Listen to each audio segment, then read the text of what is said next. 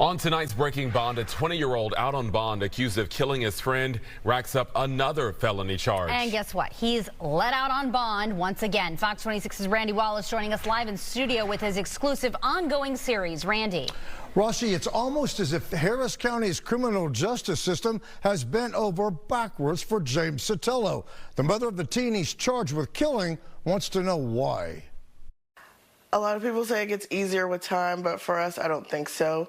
The passing of time doesn't mean April Wright is even close to seeing justice in the slaying of her 17-year-old son, Corey Thompson Jr.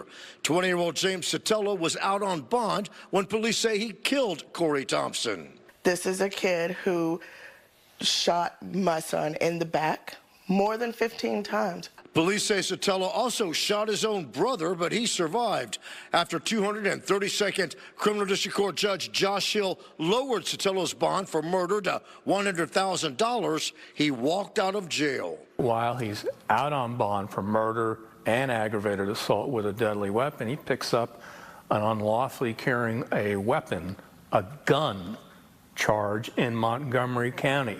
And that is what is bothering us the most, is that this kid has a blatant disrespect for the law, for the court that he's going through, and he's still allowed to go home and be with his family. My son was never allowed to come home, and this kid is still out in the community. If you're on bond for murder and charged with having a firearm, a gun, that should be an automatic, you go back to jail and see what happens with those cases. But that's not happened.